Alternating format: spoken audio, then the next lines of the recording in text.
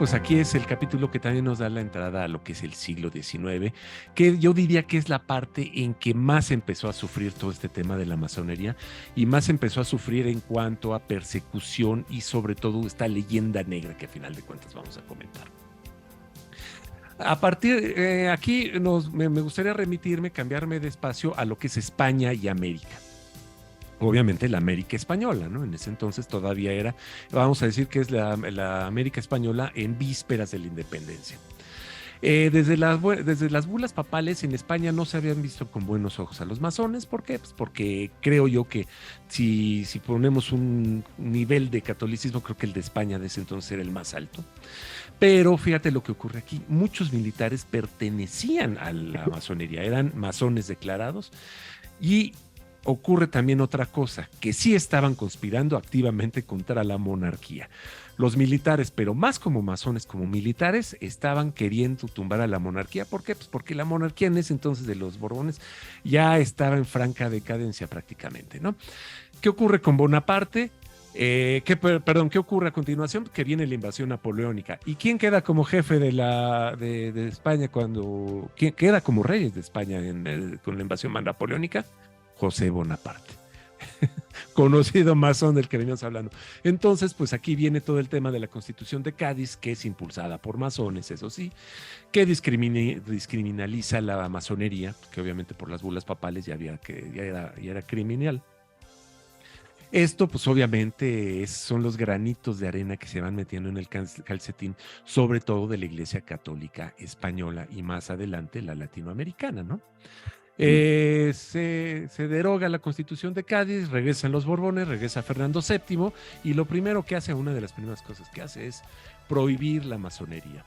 Y obviamente pues, viene una serie de asuntos en los cuales pues empieza a atacarlos ferozmente a los masones, empieza una persecución muy fuerte. ¿Por qué? Porque, como te decía, aquí hay una decadencia y empezamos a ver en España los peores gobiernos que pudo haber tenido la península en muchísimos años. Se independizan las colonias. Y aquí hay un fenómeno que me llama mucho la atención y que varios autores lo mencionan, ¿no? Contrario a lo que ocurre con otros países, España no tenía un chivo expiatorio. ¿Qué ocurre en Rusia? ¿Qué ocurre en Alemania? Hasta en Italia ocurre. Que tienen comunidades judías muy grandes, las cuales pues no tienen derechos literalmente, viven aislados, viven fraccionados, viven en una situación, pues si hablamos de respetos de derechos humanos como los concebimos actualmente, pues no, carecen de todo, ¿no? Eran los chivos expiatorios, eran contra los que se iban cuando pasaba cualquier cosa, una enfermedad, una sequía, lo que sea, era culpa de los judíos. Pero España no tenía judíos. Entonces, pues ellos buscaron y aprovecharon una minoría que suplantara a lo que eran los judíos en otros países. Y qué mejor que los masones que habían ayudado a Pepe Botella, los masones que habían puesto la Constitución de Cádiz, los masones que eran enemigos de la Iglesia Católica, pues son los mejores para que reciban ellos todos los vales de la humanidad y del gobierno, porque al final de cuentas, aquí lo que están buscando estos gobiernos es desviar la atención hacia otro tema que no sean ellos, ¿no? O a lo mejor, o sea, las minorías, porque está en el caso de España, pues la presencia de la comunidad sefardita. No, en ese Pero entonces ya no había sefaraditas en los España. echaron, ya los habían Sí, echado. sí, ya estaban fuera. Sí, Ujú. sí, sí, en ese entonces no había quien echarle la culpa. Ya. Y obviamente, pues, ¿cómo se dice? La Inquisición ya había acabado con los pocos que quedaron, entonces, pues, iban más, ¿no? Que veamos el mismo fenómeno, entonces, ¿no? Necesitamos el malo para ¿no? Refrendar para legitimar nuestra posición de poder. Exactamente. Y Mm. es precisamente en esta temporada que empiezan a llegar a Iberoamérica los primeros masones, ¿no? Masones famosos en Sudamérica, O'Higgins, Simón Bolívar, San Martín, Pedro I, allá en Brasil, eran masones. En México, fíjate que dicen que Hidalgo era, todavía no por ahí algunos dicen que no he encontrado algo que lo confirme o lo niegue, pero Mina, Guerrero, Iturbide, Santana, Comonfort, Juárez, bueno, Juárez está más que claro, más que cantado, ¿no? Porfirio Díaz y Madero eran masones, ¿no? Morelos y Maximiliano, Villa y Zapata no lo eran. Iturbide, en un principio, Iturbide era antimasónico. ¿Por qué? Ujú. Porque Iturbide realmente se rebeló contra la Constitución de Cádiz, impuesta por los masones, ¿no? Y por eso empezó el movimiento de la independencia, pero no porque fuera, ¿cómo se llama?, amigo de un ideal de la libertad, ni mucho menos, ya sabemos la historia de Iturbide, pero bueno.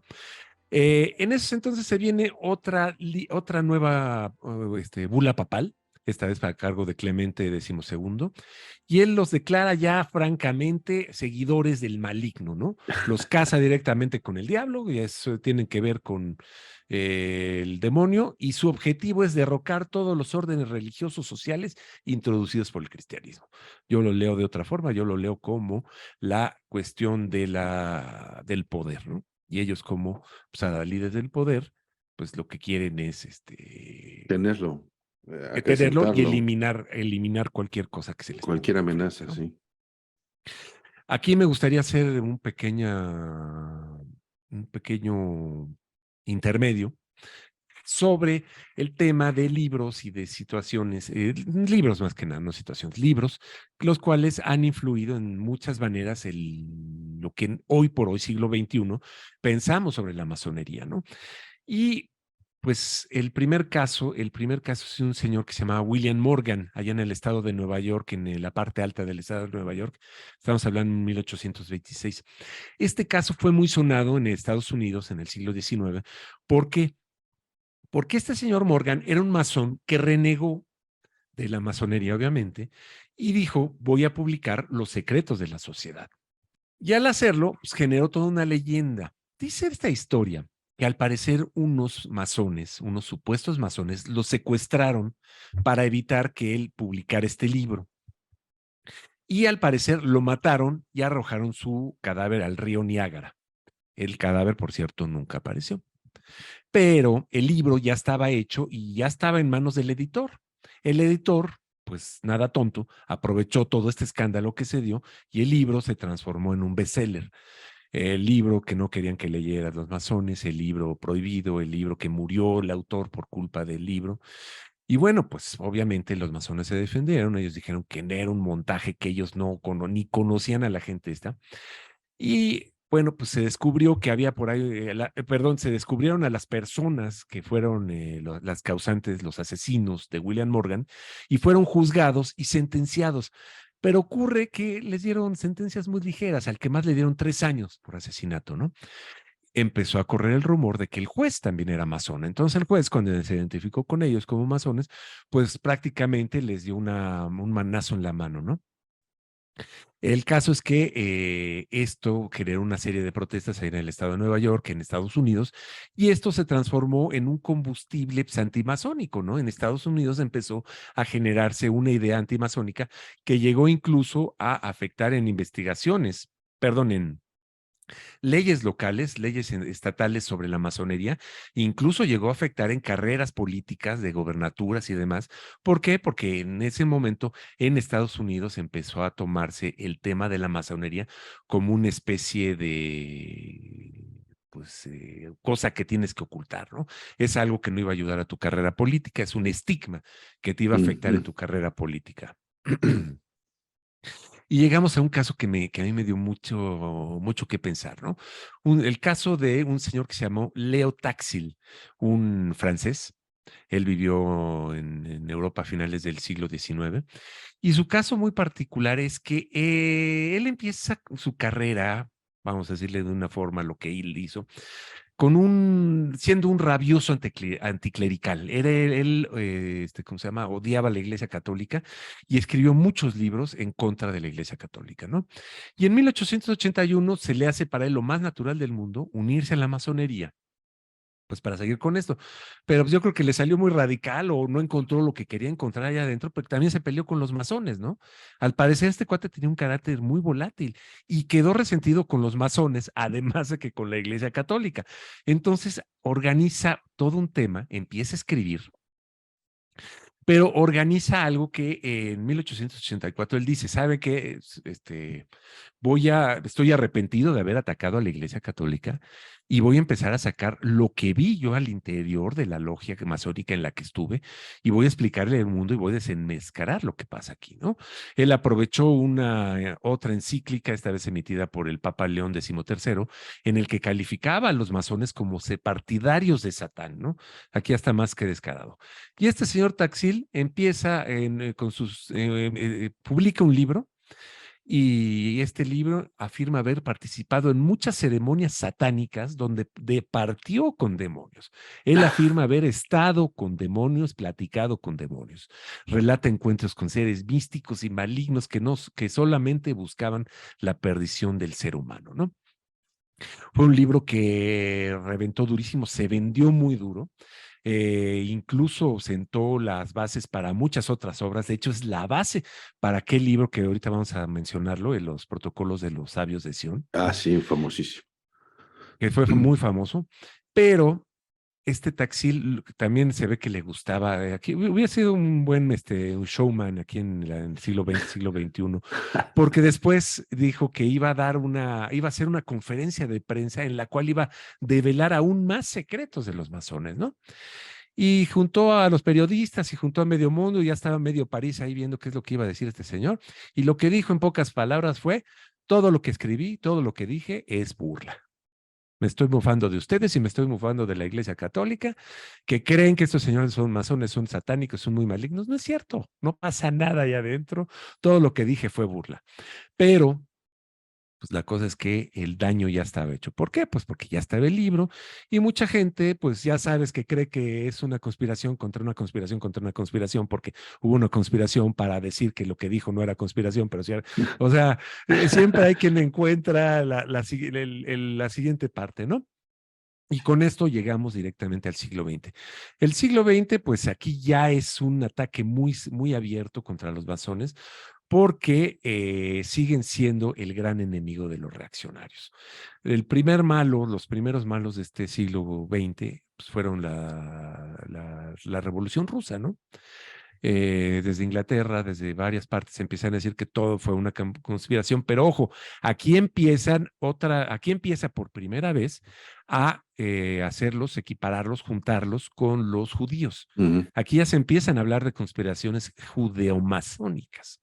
Entonces, en teoría, la Revolución Rusa, la Revolución Soviética, que también fue una cosa que alteró muchísimo, sobre todo todas las buenas conciencias, vamos a decirle de alguna forma, europeas, pues le empezaron a culpar a los soviéticos, a los masones, pues de haber fomentado esto, ¿no?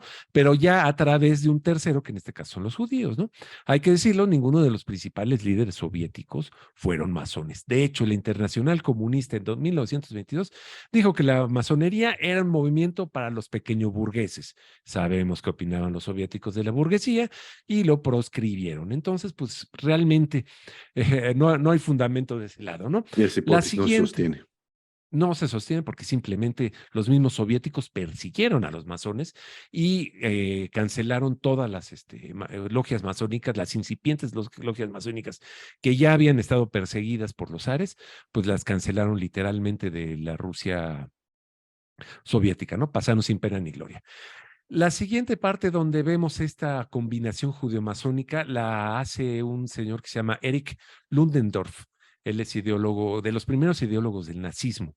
Él escribió un libro, no lo voy a decir en alemán porque para mí es imposible, pero en español se llama El poder de los judíos, su naturaleza y su fin. Obviamente es material antisemita, absolutamente, pero lo que dice este señor es que los francmasones eran una especie de agentes de los judíos. Para los judíos, la igualdad era necesaria porque querían infiltrarse en la sociedad para destruirla. Y él dice que los rituales masónicos eran de origen judío y que los masones, esto me da mucha risa, los masones usaban delantales para ocultar que estaban circuncidados. Hazme el favor, ¿no? Yo me imagino que habrá imaginado que las logias masónicas todos estaban encuerados, menos Exacto. su mandilito ese que se pone, ¿no? Y como si no supieran entre ellos que están circuncidados. Pero bueno, Obviamente esto lo recogen los autores alemanes nacionalsocialistas y acusaron a los masones de todo, ¿no? Y sobre todo de que pues, ellos también formaron parte de lo que es la judeomasonería que derribó y que era la parte fundamental de la Unión Soviética y de todo lo que estaba afectando a la Alemania, que ya sabemos en qué degeneró todo eso, ¿no? Y aquí nos regresamos un poquito hacia la península española, que es hacia donde yo trato de ir a final de cuentas. ¿Por qué? Pues porque es donde nos llega a nosotros directamente como mexicanos, ¿no? En España, pues los sentimientos antimasones, ya vimos, los llevaban cocinándose desde la invasión napoleónica, a ellos se les atribuían todos los males, y bueno, pues desde la decadencia que llevó hasta la guerra civil, la república y la guerra civil, pues empezó todo este tema de la culpa Sí, otra vez. Para el bando nacionalista se basaron en todos estos textos que acabamos de platicar para explicarnos de que la judeomasonería pues, eran los causantes de todos los males, ¿no? Ellos causaron la caída de la monarquía, ellos causaron la república, ellos causaron todos los temas. Sabemos que la guerra civil española fue una salvajada, sabemos que hubo salvajadas en ambos lados, así es. pero pues ellos le adjudicaban a los dos lados, ¿no? Los nacionalistas fusilaban a cuanto masón hacían prisionero. Ahí sí no andaban con medias, los juzgaban y los ejecutaban de forma sumaria. Luego del final de la guerra, clausuraron logias y la prohibieron.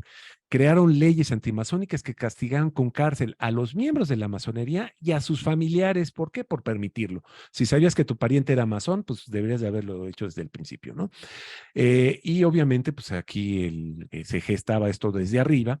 El propio Francisco Franco escribió un libro sobre la masonería y de hecho ese libro está basado en una serie de artículos que él escribió obviamente para los medios que él controlaba y que obviamente eran todos en camino a denostar y a culpar de todos los males pasados, presentes y futuros pues, de la masonería.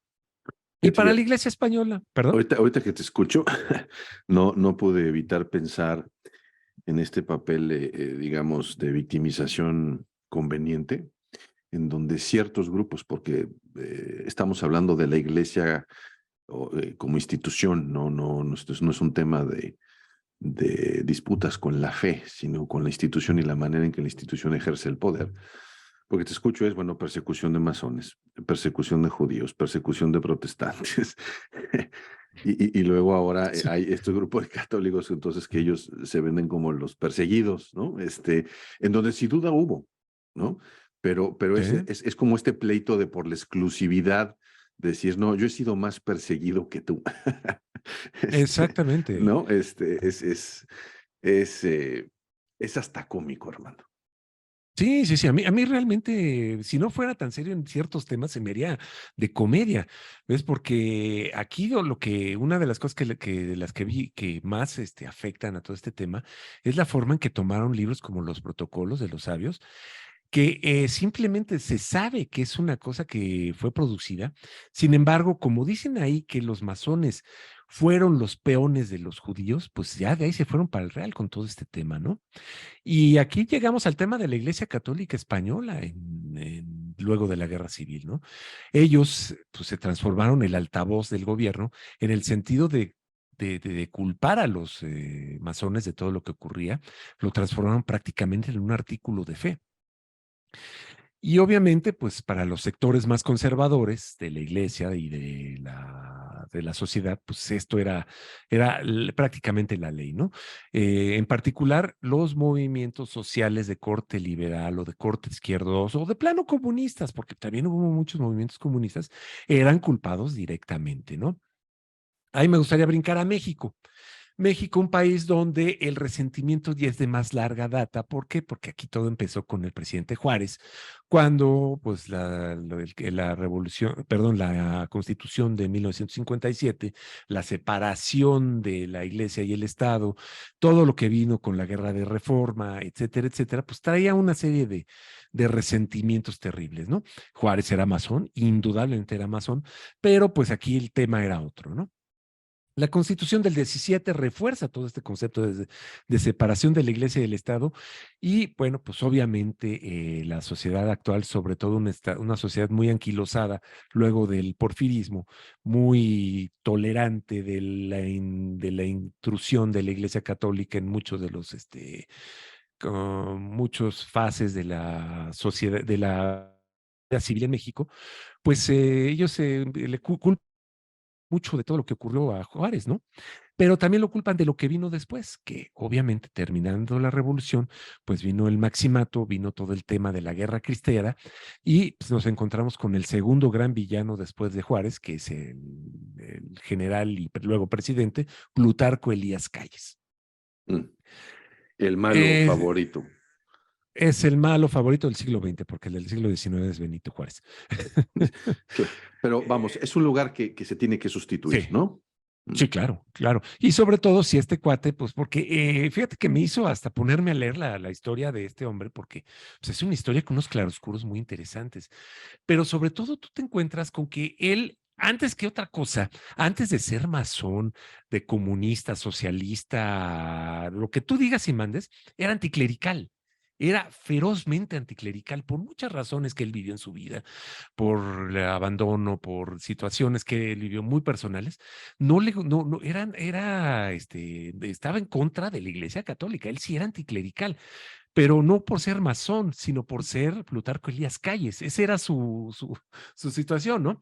Obviamente, él se monta en la Constitución de 1917, en el artículo 130, para ser exactos, pues para establecer todo el tema de la separación iglesia-estado, que obviamente pisó muchos callos, obviamente causó mucho descontento al interior de la jerarquía católica, al interior de la derecha más radical, y se vino todo el tema, ¿no? Pero, por ejemplo, él afirma que fue masón, pero fue durante su juventud y la verdad, y eso lo dice él en una entrevista que le hicieron, lo dejó porque no le gustaban los ritos.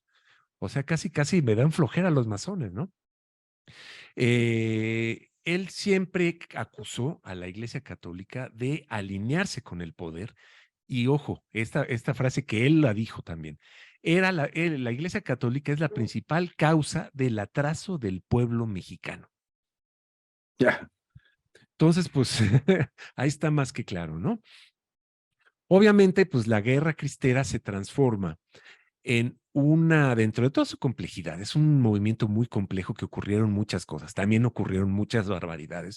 Lo que pasa es que está muy fuera de nosotros por toda la situación que se realizó y sobre todo cuando se terminó, porque mucho de que no sabemos de la guerra cristera no es tanto porque el gobierno lo haya escondido, sino por ahí también la jerarquía católica pues, no quiere que se enteren de muchas cosas que pasaron allá al interior, ¿no? Lo que podemos sacar en claro es que como muchos otros conflictos de los que hemos estado platicando, pues la derecha más radical se alineó con la Iglesia Católica para culpar a la masonería de todo lo que pasó ahí, ¿no? De los colgados, de los malvados. De hecho, me puse a ver una serie de podcast de pseudohistoriadores españoles por ahí. ¡Qué bárbaro! Hablaban hasta de una masonería luciferina. Hazme el favor, una cosa que según pactos con el diablo, muertos y heridos. No tienes una idea. Pero bueno, el caso es que muchos círculos sigue siendo esta guerra cristera una especie de como una gesta heroica en la cual pues hubo una militancia, hubo una resistencia ante un enemigo malvado y oculto que lo único que buscaba era eliminar a la Iglesia Católica del corazón del pueblo mexicano. Si nos ponemos a buscar malvado, yo le echaría más la culpa a Calles. Creo yo que es más culpa de él y sobre todo muchos gobernadores radicales, porque aquí en la guerra cristera hubo muchas situaciones en las cuales fueron las legislaciones locales las que hicieron mucho daño, afectaron de muchas maneras la forma en que se llevó a cabo el conflicto, la forma en que la gente recibió este conflicto, pero a final de cuentas pues, fue lo que fue, ¿no? una, un conflicto que terminó pues, llevando el tema de la masonería a un nivel todavía más oscuro, a crear una leyenda negra, ¿no? Concluimos porque yo Que creo ese que es un ya nos ejemplo dio. claro en cómo la ambición personal de un político mexicano que, bueno, también era sabido de Calles, independientemente o más bien considerando todas las leyendas que lo rodean, Ujú. que era un hombre que le gustaba el poder, que era un hombre que no tenía tendencias democráticas necesariamente, y Totalmente de acuerdo. dado el contexto, ¿no? Utiliza, ¿no?, la masonería, como alguien puede utilizar cualquier otra ideología a su favor en este ejercicio del poder, en donde hay que decirlo también, o sea, él abiertamente es Sí, anticlerical, o sea, aquí no es un tema incidental, o sea, esto no nos inventó y hubo igual persecución, sangre, etcétera. Entonces, pero lo que tú estás poniendo en la mesa es, esto no tenía o tenía muy poco que ver con el hecho de que fuera masón, y más bien la explicación es el animal político que era, ¿no? exactamente. Y sobre todo, ¿sabes qué? La Constitución, porque para él, había pocas cosas más sagradas para él que la Constitución política de los Estados Unidos mexicanos, la que se emitió en 1917 por Carranza, para él era de lo sagrado. Olvídate, te digo, masonerías, comunismo, socialismos internacionales, judeocristiano, lo que digas y mandes. Para Mm, él la Constitución y lo que hizo a final de cuentas Calles no fue otra cosa más que llevar la Constitución a sus máximas consecuencias. ok. Te digo, olvidándonos de que si hubo o no hubo masonería, ¿no? Pero bueno, a manera de conclusión y a manera para rematar este tema que te digo que si nos sentamos a analizar cada uno de sus partes, cada uno de sus salientes, pues podríamos podemos llenar muchas horas y no terminaríamos.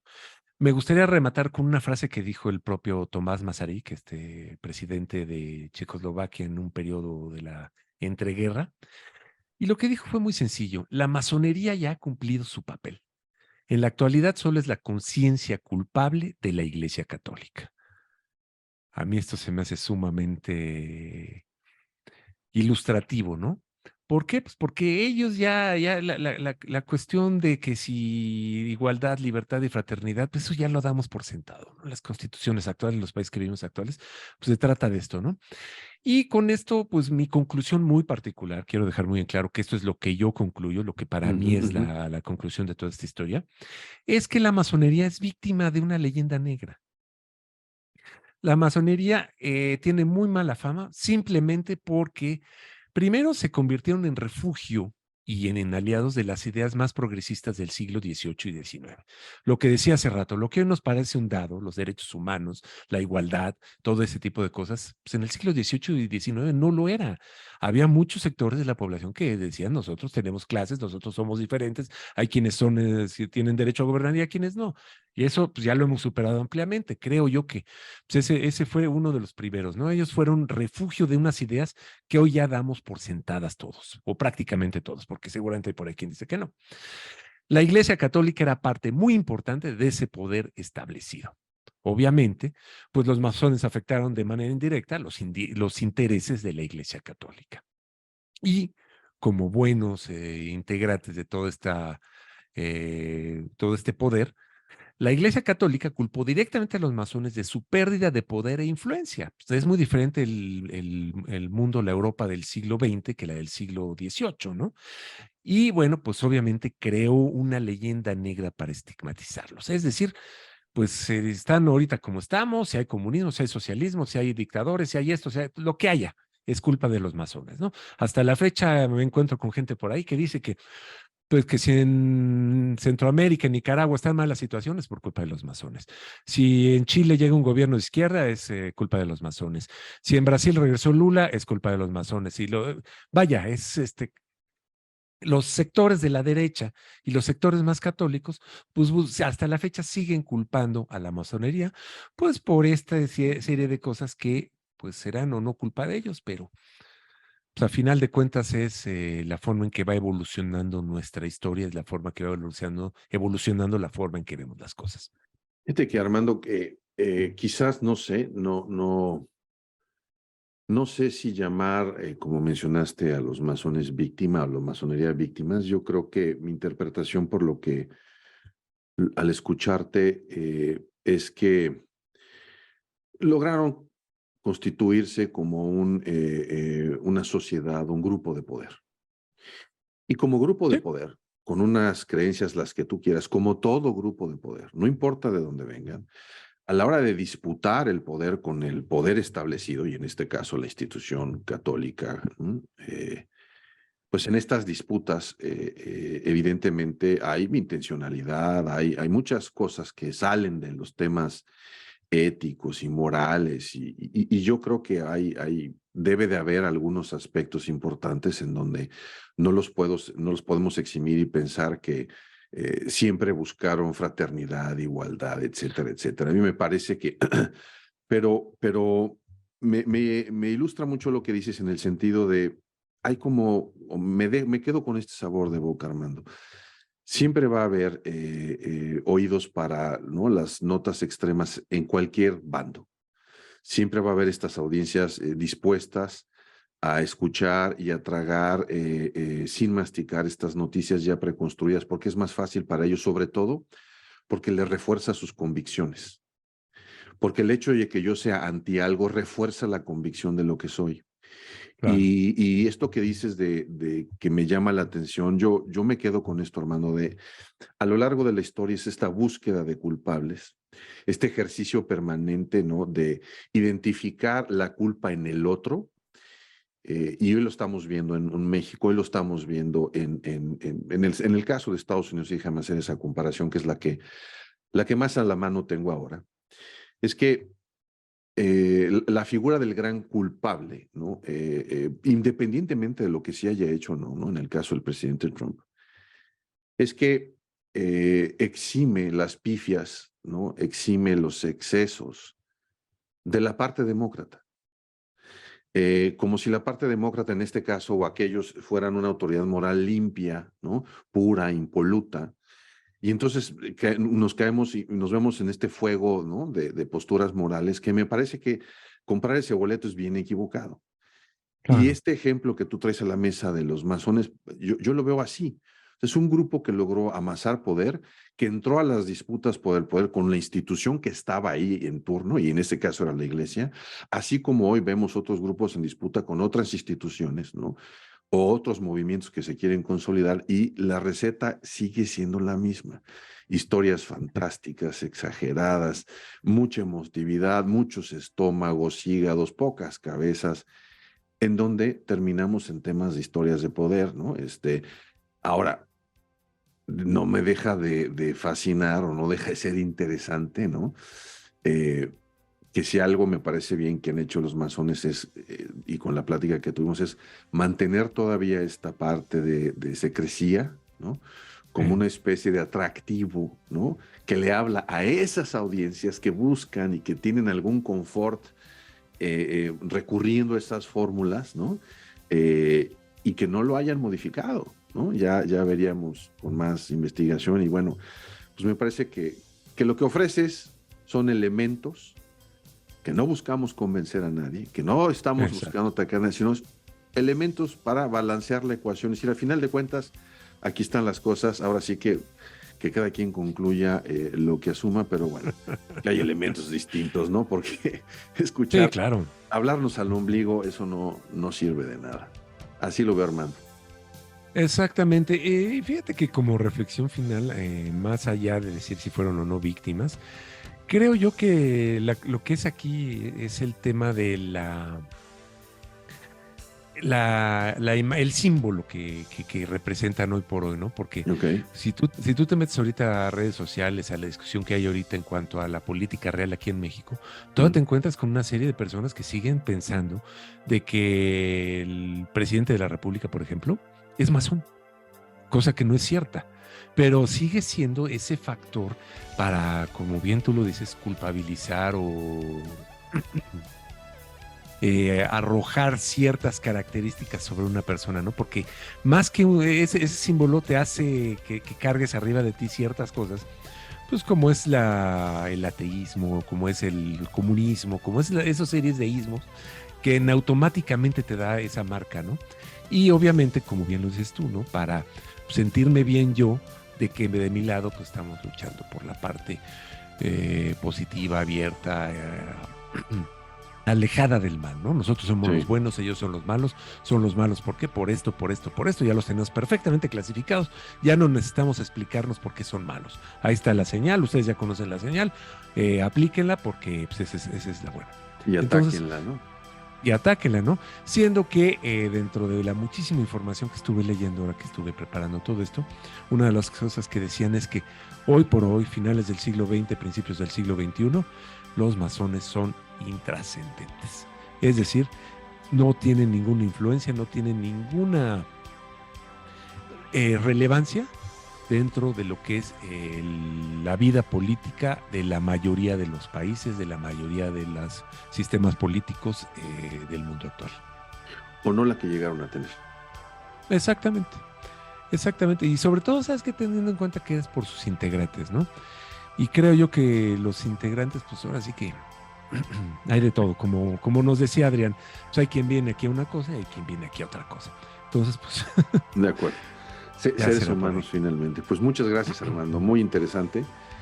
Se ve que te echaste un muy buen clavado en varias fuentes, cosa que siempre se agradece. Insisto, poner los elementos en la mesa, por supuesto que hay una interpretación, es difícil tomar una lectura absolutamente neutral. Y sin embargo, o más bien a pesar de eso, pues tener la voluntad de poner elementos en la mesa y datos históricos de una interpretación, ¿no? que nos arroje preguntas, más allá de pontificaciones y de como siempre diría mi abuelita, hay que masticar antes de tragar. Entonces, bueno, pues esta es otra postura. Y bueno, pues gracias, Armando, por todo el tiempo que le invertiste a Muchas esto, gracias. para esta plática. Es muy interesante y esperemos que contribuya a alguna reflexión adicional. Entonces, ahora sí, Armando, tus redes. Claro que sí. No, y sobre todo para que comenten, hagan cualquier crítica. Se nos va a venir mucha gente a acusarnos de las cosas más locas. Va a venir mucha gente también a agradecernos, a aplaudirnos. Pero pues eso se espera, eso esperamos que hagan, que vayan a nuestras redes, nos comenten, nos digan, nos pregunten, nos cuestionen. Y si quieren que ahondemos en algún tema de los que acabamos de discutir, pues bienvenido, ¿no? Ya saben, nosotros estamos como Conexionistas MX, tanto en Twitter como en Facebook, en YouTube, Conexionistas México, y en Spotify nos pueden encontrar como Conexionistas. Mis redes personales son arraigadas, sobre todo en Twitter, ahí me encuentran arraigadas con Y, pero así me encuentran en todas las redes, ¿no? Si quieren bajar el documento con el que ilustré todo lo que acabamos de platicar, va a estar disponible en el sitio de conexionistas.com.mx para que lo bajen y hagan con él lo que quieran. Es material Buenísimo, abierto. excelente, con todas las fuentes además, ¿no? Y si alguien Exactamente. puede ofrecer otras distintas, pues encantados. Buenísimo, Armando. Entonces, estamos abiertos a cualquier pregunta, cualquier duda, cualquier comentario. Muchas gracias. Nosotros somos conexionistas. Gracias, hasta luego.